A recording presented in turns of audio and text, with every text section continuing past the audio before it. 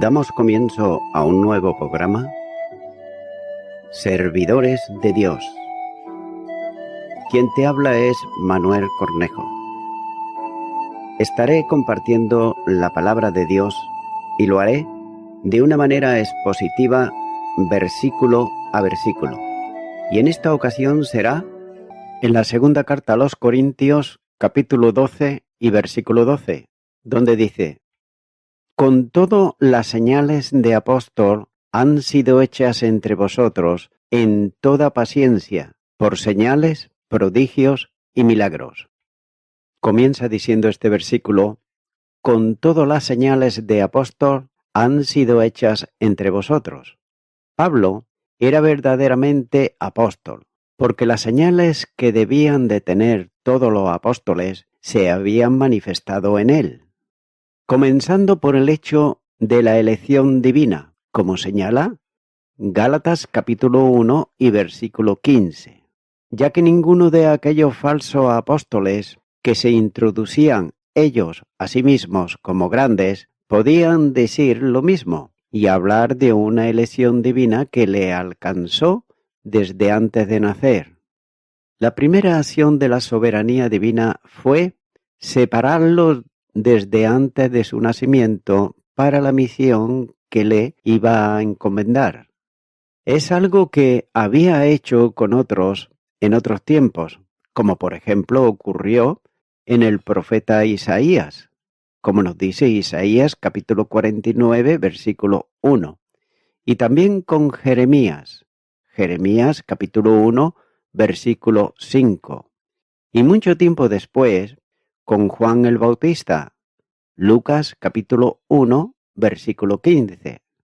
Por tanto, Pablo dice que al escribir a los Gálatas que Dios le apartó, implicando con ello una elección soberana en relación con él. Note que esta separación desde el vientre de su madre es mucho más que una mera providencia divina, ya que es una eterna determinación en relación con él. No iba por tanto a esperar Dios que él ahora, es decir, el apóstol, manifestase su determinación de dejar todo cuanto representaba el máximo valor en su vida para alabanza a Jesucristo, a quien perseguía, aceptándolo más tarde como el Salvador de los pecadores y el Mesías prometido. Su conversión se producía por la determinación divina que lo había escogido para sí antes de su nacimiento. Es lo mismo que también ocurrió con Jeremías, cuando nos dice en Jeremías capítulo 1 y versículo 5, antes que te formases en el vientre te conocí, y antes que nacieses te santifiqué, te di por profeta a las naciones. Dios consagró a Pablo, separándolo del resto de los hombres para que llevase a cabo su propósito.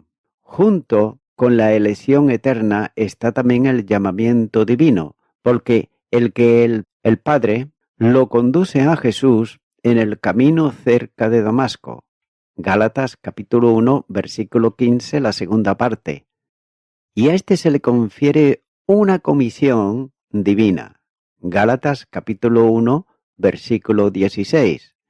Por tanto, el poder de Dios actuaba en él, al igual que en los demás apóstoles, confirmando la realidad de un Cristo vivo que predicaban y que además actuaba en señales, lo mismo que cuando estaba en la tierra. Sigue diciendo este versículo: en toda paciencia. Note que una de las manifestaciones de su apostolado consistía en la paciencia. El término traducido por paciencia denota también la capacidad de perseverancia, ya que es la capacidad de permanecer firme en determinadas circunstancias en las que otros hubiesen declinado. Pero también significa estar expectante, viendo y esperando lo que sucede en el tiempo, ya que Dios había trazado un plan para el apostolado de Pablo, y él pacientemente esperaba que cumpliese su propósito en él. Pero note que Pablo permanecía firme, diríase que obstinadamente, de manera inflexible frente a los males que le acosaban, siendo una manifestación de valentía que no procedía de su naturaleza, sino de la gracia divina. Y en ese sentido negativo expresa la idea de resistir a pesar del maltrato que se veía sometido, aguantando las humillaciones por las que estaba pasando. La paciencia, en este sentido, es provisión del Dios de la paciencia, como señala Romanos capítulo 15, versículo 5. Esta paciencia está sustentada también en la esperanza de la parusía redentora que tendrá lugar en el encuentro con Cristo o en la intervención poderosa de Él que libra de la situación, pero también está firmemente anclada en la fe, por la que se mantiene la firmeza en toda circunstancia, en este caso concreto, en medio de las tribulaciones. La perseverancia en Pablo es tratada como una permanencia en Cristo, en los escritos de Juan. Sigue diciendo este versículo, por señales, prodigios y milagros. Las tres palabras que se usan en el Nuevo Testamento para referirse a hechos prodigiosos están presentes en las últimas palabras del versículo, cuando está diciendo señales, prodigios y milagros. Y las coloca como evidencias, como manifestaciones conocidas por los corintios que confirman el apostolado de Pablo. Note que primeramente están las señales, que son los milagros aplicados a la demostración de la resurrección de Cristo, como respaldo a la predicación del Evangelio. El apóstol Juan utiliza el término para referirse a los milagros del Señor Jesús en el Evangelio de Juan, capítulo 2 y versículo 11. Las señales mesiánicas llevaban a quienes las presenciaban a la comprensión indubitable de que Jesús era el Mesías prometido. Juan, capítulo 3 y versículo 2. Los apóstoles respaldaban su apostolado en la predicación del Evangelio haciendo señales que correspondían o eran propias del Mesías y por lo tanto estaban poniendo de manifiesto la realidad de su resurrección que ellos proclamaban. Estas señales mesiánicas fueron manifestadas también por Pablo, que sanó enfermedades, como así nos muestra Hechos de los Apóstoles, capítulo 19 y los versículos 11 y 12. También sanó cojos, como señala Hechos de los Apóstoles, capítulo 14, versículo 10. Resucitó muertos. Hechos de los Apóstoles, capítulo 20, versículo 10. Además, abrió puertas a presos espirituales. Hechos de los Apóstoles, capítulo 16, versículo 18. Y también predicó el Evangelio a los pobres, es decir, gratuitamente. Capítulo 11 y versículo 7. Por tanto, todas estas señales estaban manifestando que el Mesías había resucitado y su apóstol era enviado por él con su poder actuando de esa manera. En segundo lugar, menciona los prodigios, literalmente maravillas. Note que son acciones sobrenaturales, hechas en el nombre y con la autoridad de Dios, en el poder del Espíritu Santo. El prodigio llevaba la atención de la gente hacia el potento, lo que permitía señalar luego hacia Dios que lo operaba. Y note que así ocurrió en Listra, cuando sanó al cojo, y los hombres creían que eran dioses por el prodigio hecho en el cojo. Hechos de los Apóstoles, capítulo 14, versículo 10 y versículo 15. También en la isla de Malta, cuando la víbora clavó sus dientes en su mano, y todos esperaban verlo caer muerto, considerándolo como un homicida, pero al ver que no ocurría nada, querían adorarlo como a un dios.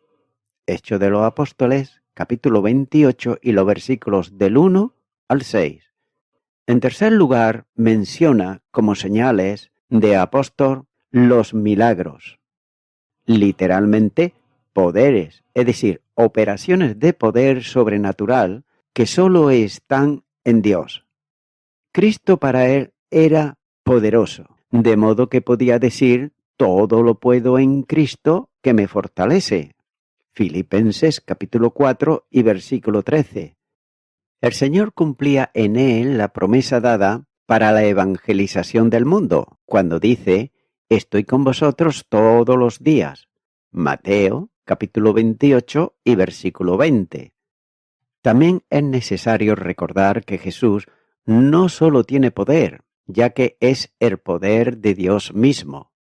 Es posible que teológicamente se busque distinguir cada uno de los términos separados e independientemente, pero todos ellos se usan para describir los milagros, esto es, la acción todopoderosa de Dios que efectúa lo que, humanamente hablando, sería imposible. Es por eso que se trata de términos que señalan a los milagros, ya que un mismo milagro, sin importar cuál sea su clase, puede designarse usando cualquiera de los tres términos. Continúo ahora con el versículo 13, donde dice, porque ¿en qué habéis sido menos que las otras iglesias, sino en que yo mismo no os he sido carga? Perdonadme este agravio. Comienza diciendo este versículo, porque ¿en qué habéis sido menos que las otras iglesias? La conclusión definitiva cierra esta parte, ya que el poder de Dios se manifestó con tanta o más eficacia en la fundación de la iglesia en Corinto que el resto de las iglesias. ¿Acaso los enemigos de Pablo estaban tratando de introducir en la mente de los corintios como él era un apóstol menor que los demás apóstoles? Así también la iglesia era inferior a las otras. La ironía de Pablo se pone una vez más de manifiesto en la pregunta, ¿en qué habéis sido menos que las otras iglesias? Realmente noté que había dedicado más tiempo y energía a la fundación y consolidación de esta iglesia que las otras. Pero por otro lado, lo que sí le habían producido eran más problemas que el resto de las iglesias, hasta el punto de haber tenido que escribirles con dureza y enviarle a Tito a resolver las cuestiones que había contra él. Sigue diciendo este versículo, sino en que yo mismo no os he sido carga, perdonadme este agravio. En una sola cosa quedaron por debajo de las otras iglesias, en que Pablo no les había pedido sustento alguno. Note que los maestros en el entorno romano recibían una remuneración económica por la enseñanza que ellos compartían. Téngase en cuenta que Pablo estuvo 18 meses enseñándoles y le había escrito ya 3 epístolas, una sola, canónica, y no había recibido ninguna ofrenda de ellos. Claro está que podían decir que él no lo había consentido, pero en cualquier caso, las iglesias de Macedonia le enviaban ofrendas para que pudiera seguir con el ministerio, y cuando por necesidad le fue preciso trabajar, lo hizo con sus manos. Esta verdad podía también molestar a los lectores, por eso está la disculpa firme que les escribe cuando les dice, perdonarme este agravio. Continúo ahora con el versículo 14, donde dice, he aquí por tercera vez estoy preparado para ir a vosotros y no os seré gravoso, porque no busco lo vuestro, sino a vosotros, pues no deben atesorar los hijos para los padres, sino los padres para los hijos. Comienza diciendo este versículo, he aquí por tercera vez estoy preparado para ir a vosotros. Nota que aquí el apóstol está anunciando su tercera visita, ya que la primera fue la fundacional, donde se constituyó la iglesia y estuvo un tiempo largo enseñando a los creyentes en la doctrina, visita que duró 18 meses, como señala Hechos de los Apóstoles capítulo 18 y versículo 11. La segunda visita fue muy breve, en la que tuvo que salir precipitadamente y originó la carta de las muchas lágrimas. Esta tercera visita estaba siendo cuestionada por los adversarios del apóstol, diciendo a los creyentes que no vendría porque tenía un espíritu cobarde. Pero note que Pablo afirma que sería inmediata, cuando dice «estoy preparado». Y muy probablemente Tito sugirió que no había por qué demorar la visita a la iglesia en Corinto. El conflicto había quedado prácticamente resuelto, pero había muchos asuntos pendientes de la solución que exigían la presencia del apóstol en cuanto antes. Con esta frase derriba la acusación de sus adversarios, ya que ellos afirmaban que solamente se atrevía a represiones duras por carta, pero en modo alguno lo estaría haciendo personalmente. Además, procuraban hacer creer que Pablo no era digno de confianza porque incumplía sus promesas, como ocurrió con el viaje que había anunciado y que no pudo cumplir por las razones que apuntó anteriormente, en el capítulo 10, versículo 1, versículo 2, versículo 9 y 10. Iría actuando con las mismas pautas que usó en las visitas anteriores. Sigue diciendo este versículo, y no os seré gravoso. La misma forma que usó antes en relación con el sostenimiento suyo y de los que le acompañaban, iba a hacerlo también ahora. Note que con determinación le anuncia que no le sería carga, es decir, no iba a aceptar nada de ellos. No se trataba de orgullo, ni tampoco procuraba humillar a la iglesia, sino que por necesidad para que nadie pudiera dar a entender que él buscaba beneficiarse de la congregación. Poco antes también le recordaba que cuando estuvo entre ellos, aún en su necesidad, no fue carga, recibiendo sostenimiento de las iglesias en Macedonia, para concluir afirmando, cuando dice, y en todo me guardé y me guardaré de seros gravosos. Capítulo 11, versículo 9, la segunda parte. Note que la sabiduría espiritual de Pablo hizo que la ofrenda que promovía para los necesitados de Jerusalén no la administrara él, sino un grupo de hermanos elegidos por las iglesias, lo que evitaba cualquier sospecha de que los fondos pudieran ser usados en beneficio personal, como nos dice la primera carta a los Corintios capítulo 16, versículo 4, y la segunda carta a los Corintios capítulo 8, versículo 20. Sigue diciendo este versículo, ¿por qué no busco lo vuestro? Note aquí una razón para esa forma de actuar en cuanto a recursos para cada día, ya que está expresada de este modo, porque no busco vuestras cosas, sino a vosotros. No se trataba de intereses sobre lo que los corintios podían soportar. La visita tiene como objetivo a los mismos creyentes, ya que Pablo buscaba la edificación de los santos, la resolución de problemas y la extensión del reino. Por tanto, no eran sus bienes, sino sus corazones los que buscaba, ya que no seguía el camino de los falsos profetas, que iban buscando los bienes de los creyentes, como señala el capítulo 11 y versículo 20. Sin embargo, él, Pablo, buscaba los beneficios espirituales de aquellos a quienes amaba. Continúa diciendo este versículo, sino a vosotros, pues no deben atesorar los hijos para los padres, sino los padres para los hijos. Aquí Pablo está concluyendo esta ilustración, ya que en ella pone de manifiesto el corazón de pastor y de padre espiritual de los creyentes. En la sociedad en general, no eran los hijos quienes debían acumular bienes para los padres, sino al revés.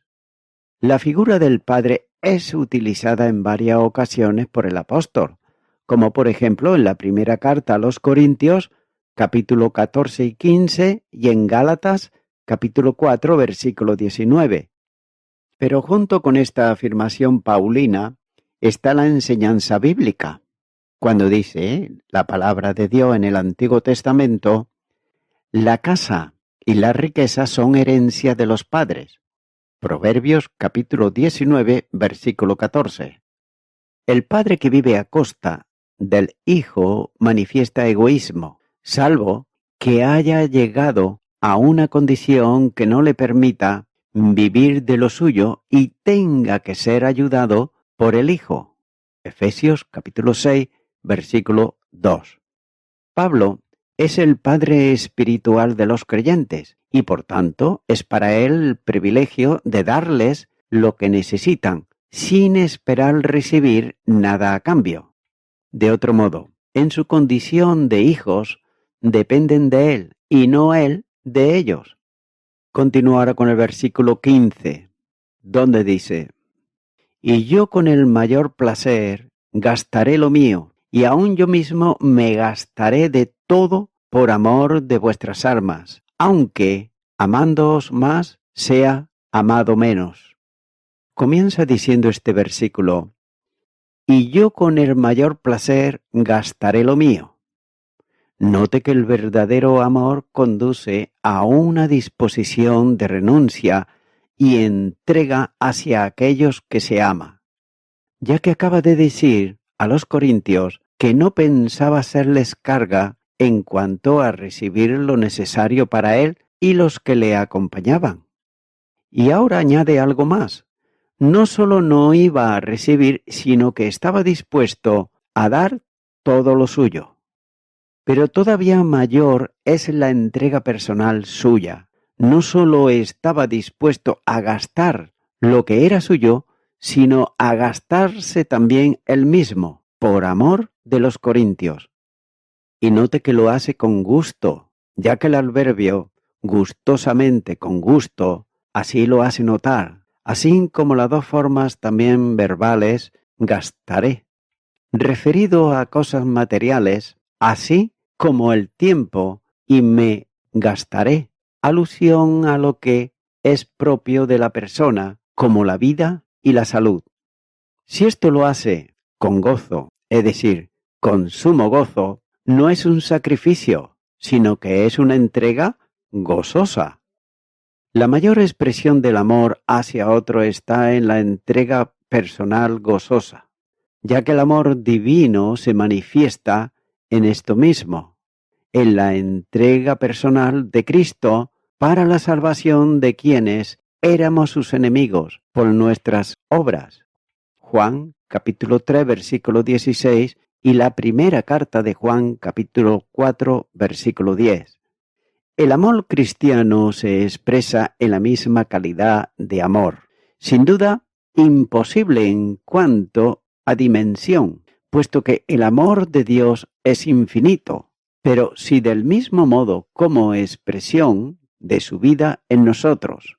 Filipenses capítulo 2 versículo 5 y la primera carta de Juan capítulo 3 y versículo 16.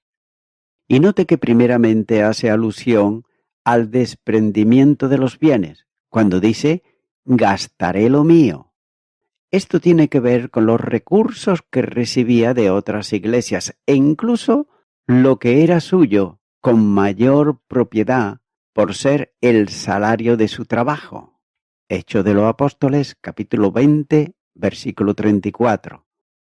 Incluía, como se dice más arriba, su tiempo. Y note que Pablo no se daba descanso en la obra, como dice en Hechos de los Apóstoles, capítulo 20, versículo 31, ya que es una lección de entrega continua la vida del apóstol. Hechos de los Apóstoles, capítulo 20, versículo 35. En segundo lugar está el sacrificio personal, cuando dice yo mismo me gastaré del todo. En este caso, su misma persona, su salud, su propia vida expuesta en continuo riesgo, así lo entendía él, cuando dice: pero de ninguna cosa hago caso, ni estimo preciosa mi vida para mí mismo, con tal que acabe mi carrera con gozo y el ministerio que recibir del Señor para dar el testimonio del Evangelio de la gracia de Dios. Hechos de los Apóstoles, capítulo 20, versículo 24. Es por ello que Pablo era consecuente con la doctrina que enseñaba, como nos muestra Romanos capítulo 12 y versículo 1. Sigue diciendo este versículo: y aun yo mismo me gastaré del todo por amor de vuestras almas. Note que la orientación de ese deseo era por amor de vuestras almas. Este es un hebreísmo que equivale a vosotros, vuestras personas. La expresión es inclusiva, esto es, no hay nadie en la iglesia en Corinto sean más respetuosos con el apóstol o menos productivos a él, que no estén incluidos en este deseo. Ahí también estaban aquellos que le habían ofendido directamente. Y note, la generosidad no hace asesión de personas. Sigue diciendo este versículo: aunque amándoos más, se ha amado menos. El texto está aquí expresando el amor del apóstol, cuando está diciendo esto de aunque amándoos más, se ha amado menos. En todo sigue al Maestro, quien se entregó por los hombres a pesar de su rebeldía, como señala el Evangelio de Marcos capítulo 10 versículo 45 y Romanos capítulo 5 versículos 6 y 8. El amor genuino no busca lo suyo, sino el bien de la persona amada. Primera de Corintios capítulo 10 versículo 24. A los sufrimientos y desprecios recibidos, note que Pablo está respondiendo con amor desinteresado. Por otro lado, el texto griego permite establecer una mayor firmeza si se construye la frase final como una pregunta retórica: si os amo más, seré amado menos. Esto sería un desafío para los lectores de la epístola, que debían de responder a la pregunta con un sí o con un no. Y voy concluyendo con esto. Lejos de codiciar la propiedad de los corintios, Pablo planeó usar todos sus propios recursos para lograr su mayor bien, ya que no escatimaría bienes ni tampoco energías en sus esfuerzos por conquistar su afecto por Cristo. Sin embargo, buscó un intercambio justo, como señala la segunda carta a los Corintios, capítulo 6, versículo 13, cuando dice: seré amado menos porque te amo más. Es decir, tan intensamente. Puede haber una comparación real aquí. Si el amor de Pablo por los Corintios excedía el amor de un padre por sus hijos, ¿cómo podía amarlos menos de lo que los hijos aman a sus padres? Pablo busca una respuesta de amor filial a su afecto paterno. Amigo y amiga oyente, la palabra de Dios nos dice en Romanos capítulo 5 y versículo 5: y la esperanza no avergüenza, porque el amor de Dios ha sido derramado en nuestros corazones por el Espíritu Santo que nos fue dado. Amigo y amiga oyente, si el amor de Dios aún no ha sido derramado en tu corazón, esto quiere decir que el Espíritu Santo de Dios no está en tu vida. Pero cuando una persona acepta en su corazón, creyendo a Cristo por la fe, es decir, por todo cuanto Él ha hecho para que las almas sean salvas a través de la fe, es entonces cuando, mi amigo, mi amiga oyente, el amor de Dios será derramado en tu corazón y tendrás, además de la salvación, de Cristo una esperanza viva, que es Jesucristo. Y Él desea, mi amigo, mi amiga oyente, tener comunión contigo. No solamente darte salvación y vida eterna, sino también a diario tener esa comunión a través de la oración y a través de su palabra.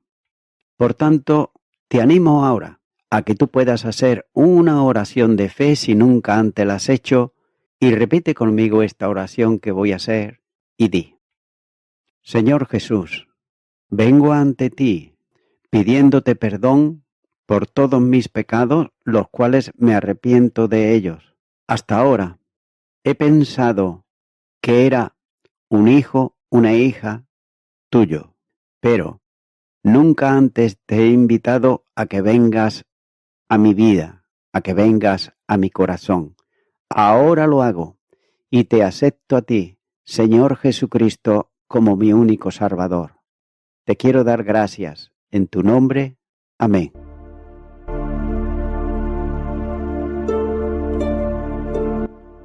Amigo y amiga oyente, si tú has hecho esta oración de corazón, te recomiendo que comiences a orar a Dios, en primer lugar, en el nombre del Señor Jesucristo. Orar a Dios no es rezar, sino que es hablar con una persona. También te recomiendo que leas la palabra de Dios y lo hagas a diario. Comienza, por ejemplo, con el Nuevo Testamento. Y también, por último, te recomiendo que para que puedas crecer espiritualmente, te congregues en una iglesia cristiano-evangélica, donde se predique, se enseñe y se practique la sana doctrina y la palabra de Dios. Congrégate ahí y con el tiempo podrás crecer espiritualmente y también servir al Señor Jesucristo. Que Dios te bendiga. Y a toda la audiencia, nuevamente ya me estoy despidiendo de todos ustedes y será hasta el próximo programa. Que Dios os bendiga a todos.